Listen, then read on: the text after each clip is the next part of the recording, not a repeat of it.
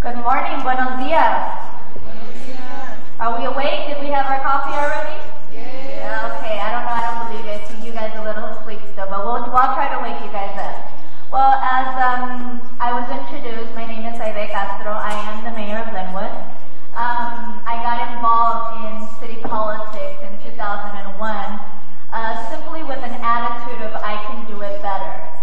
I grew up in my city, and I saw a lot of the injustices and how as a community as a whole, we were failing our children. And I felt that as an individual, I was let down. My school district was not there to assist me. My parents did not have the tools as adults, as parents, to guide me in the proper direction. Therefore, because of those things, I ended up experiencing negative things in my life. So, being in high school, I was a straight A student. I was part of the speech and debate team. I was part of cross country, and I was a cheerleader. But then I decided I needed a boyfriend. Not so much because I wanted one, but because my father, being the typical Mexican man, very strict, he says, you're going out dancing. You need a boyfriend, so that if something happens, I know who to hold accountable. And I was like, but Dad, I don't want a boyfriend. I like to dance with all the guys at the parties. I don't want to just dance with one specific guy. And he was like, no, you need a boyfriend. I was like, okay. So the first poor guy I find, I bring him home. And introduced him to my dad. And Dad approved. So I continued going to the dances. And that went well. But then, of course, as a teenager with raging hormones, sex comes up. But remember, I was a pretty smart kid. You know, at that time we did have sex education, and I learned about an organization called Planned Parenthood. So I went and I got myself some birth control pills. Okay, so everything's fine. But then Mom finds the birth control pills. Now, nowadays, I hope, and I share this story with you so that you as moms know how to react to this. Mom took them away. Not a good idea, because guess what happened 9 months later?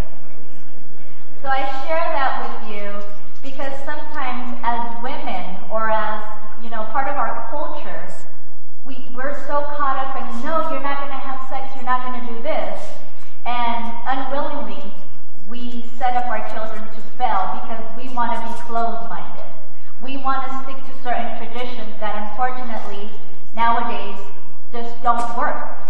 If your child is going to decide to have sex and they're being responsible enough to do something to protect themselves, then be supportive. Because guess what? You taking away that prevention method is not going to keep them from doing it. So, yes, thank you. So I had my first child at the age of 16, got married at the age of 16, became an emancipated adult. Most people, by that time, especially as women, our life is over, we're stuck on welfare, and that's it for our life. Not for me. Guess what, people? Excuses get you nowhere. So you got pregnant. So you're on welfare. Get over yourself. Move on. Men go through different things through life, and we tend to just accept them. And they can overcome their obstacles. So why as women, why can't we be strong? Why can't we empower ourselves and say, yes, I'm strong, I'm beautiful, I'm smart, I can move forward, I can rule the world. Sell yourself on yourself. I sold myself on myself a very long time ago. I believe in myself. Nobody else is going to have that faith in me like I am. So my message to you today is, get rid of your excuses. Throw them out the door.